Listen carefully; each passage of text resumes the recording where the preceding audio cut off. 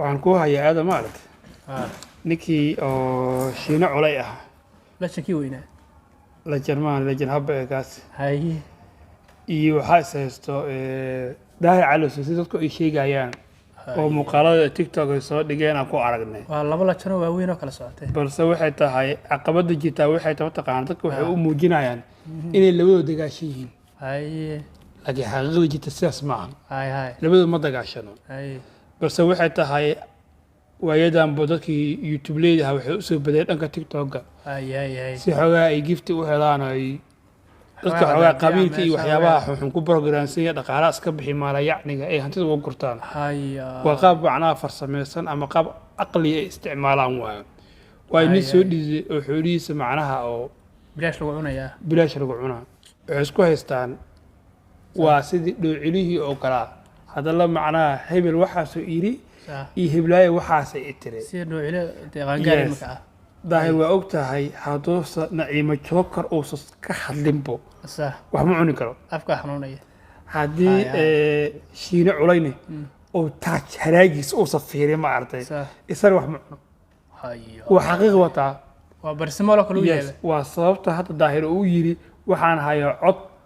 oo shiine culay aa ka duubo idhahay naciimo jookar iyo waa kuu daayay saart uga qaraabo saart waxaa artay dhahoo saas waayo shiina $500 la siiyo horta shiina waa iimaanka uu la'ya bilxaqiiqa ku dhahay waxay inta uga bidaway ma arag qof social media ku jiro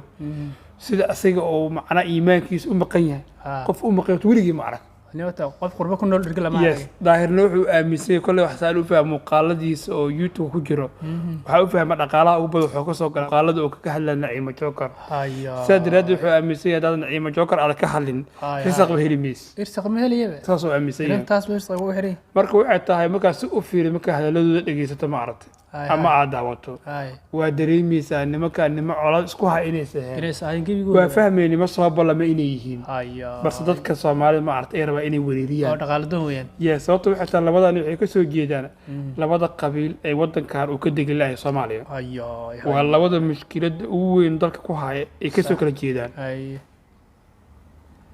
waa sida ay rabaan oo ah in markii labadooda murmaan in ninba qabiilkiisa u dhinac ku wato si qabiilkiisa hantidiisa uu cuno rabo waa dhac dadban waa saab soo awal dhaqaalayo yes awal waxaa la arki jiray qof hore soo qaato qof hore ku qaato oo hantidiisa uu qaato maho صح hadda waa si farsameysan waa qof waxaa rabaa hantidiisa akoon kugu jirto in la qaato laakiin maxaa lagu qaadan karaa in Aqlaaq baa lagu arbushaad la qaadan. sameeyo haa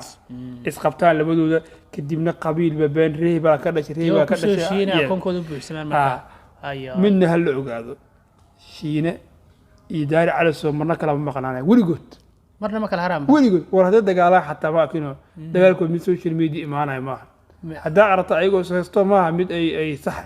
waa mid oo been ay si hoose isu soo taabteen waa miya abeesale hoose ka xiriira yes marka waxay tahay waa khiyaano ay mar walba ummadda ay hantidooda ku cunayaan taasna macnaa waxay tahay qofkii doqor oo qabiil ku baragaraansan oo dadka Soomaalida hantida qof kale cunama tahay waa qofka liita waa marka reebel wax ku bixinayso reebel hantida aad leedahay kuma seen هاي Reebel- dadka taraagu dilibay lacagta say ka reebel urursan ugu bixinay marka qofku inuu xisaabtama moogtahay say nin meel iska fadhiyo oo reebel inta yidhaha hantida u siinaysaa waa nacasnimo weyne uu abaal kaaga yahay xataa هاي waa qofka nacasnimo waxaana in la fogero dadka Soomaalida waxaa uga digaa mataqaan in arrimaha noocaan oo kale ay ka fogaadaan way kuma qaleen haddii dagaala ayagaa dagaal anaga waxba nagama gelin laba shakhs laakiin waxaa rabaa taqaan qofka hantidiisa gurigiisa ku haysto inaysan nimanka helin waa inta oo kali waxa uga hadlayaan waa intaas hantidaada hayso meesha ku bixida taqaadaa wax siinayso dad masaakiina jiro abaare hayso oo u baahan in wax la siiyo dad masaakiin waxaa jira caaw gurigiisa qadan laakiin waxaa qalad laba nin istaahilna ku dadashay